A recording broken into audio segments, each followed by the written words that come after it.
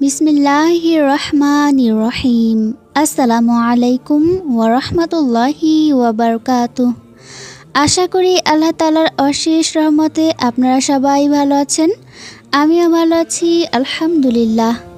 হযরত রাবেয়া বশরী রহমাতুল্লাহ আলাইহির জীবনের কিছু গুরুত্বপূর্ণ এবং অলৌকিক ঘটনা। জগৎ বিখ্যাত মহিয়সী নারী এবং তাপসী কুলশ্রেষ্ঠা হযরত রাবেয়া বশরী রহমাতুল্লাহ আলাইহি প্রভু প্রেমের এক জ্বলন্ত উদাহরণ। তিনি সারা জীবন একনিষ্ঠ সাধনায় অতিবাহিত করেছেন প্রভুর প্রীতির পথে।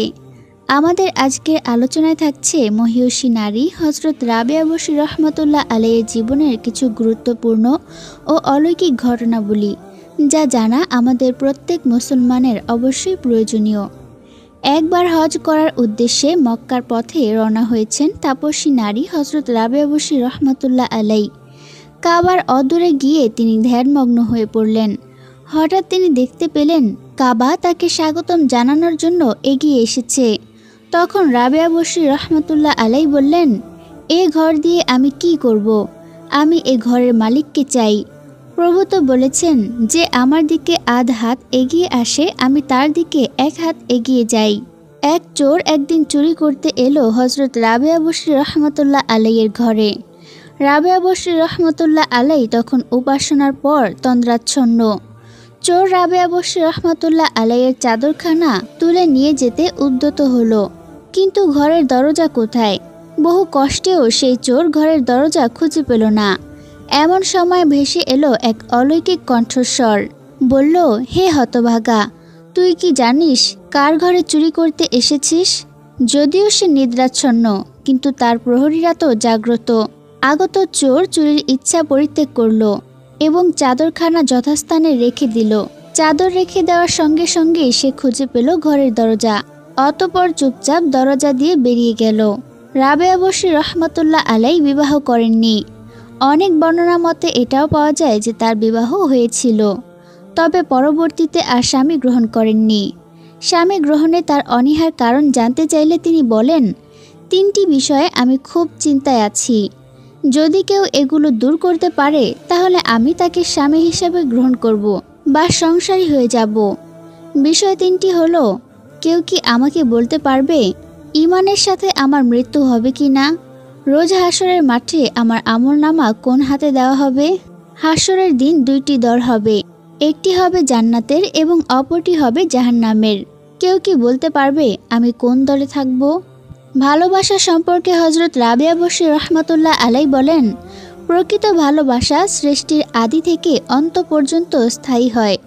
এর এক ফোঁটা যে পান করেছে সে প্রেমাস্পদ আল্লাহ তাআলার সাথে মিলিত হয় আর প্রভু থেকে বাণী লাভ করে।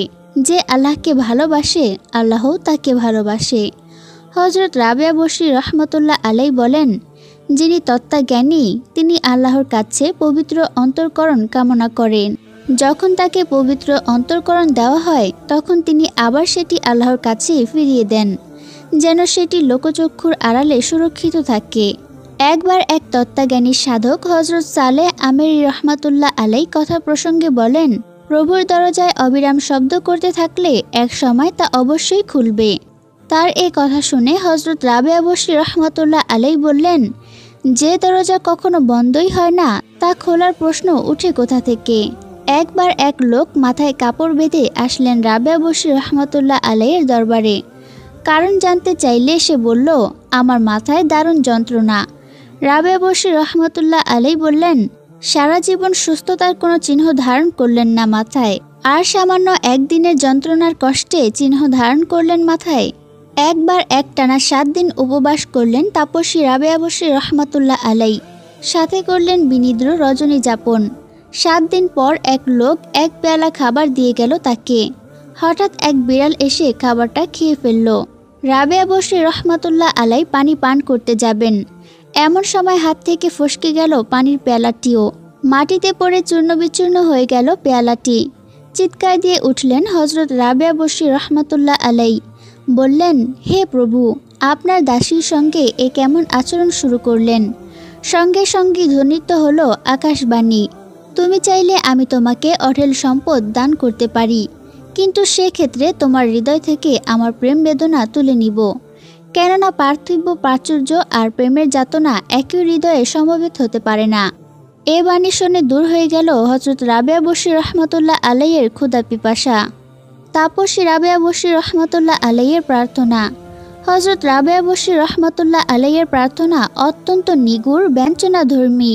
তিনি বলতেন, হে প্রভু, বিচার দিবসে যদি আপনি আমাকে জাহান্নামে নিক্ষেপ করেন, তবে আমি এমন এক গোপন রহস্য ফাঁস করে দিব যাতে জাহান্নামও আমার থেকে 1000 পথের দূরত্বে পালিয়ে যায়। তিনি প্রার্থনা করতেন, প্রভু আমার, এই জগতে আমার জন্য যা রেখেছেন তা আপনার শত্রুদের দিয়ে দিন, আর ওই জগতে আমার জন্য যা নির্দিষ্ট তা আপনার মিত্রদের দান করুন। আমি ঐসবের প্রত্যাশী নই, আমার জন্য আপনিই যথেষ্ট।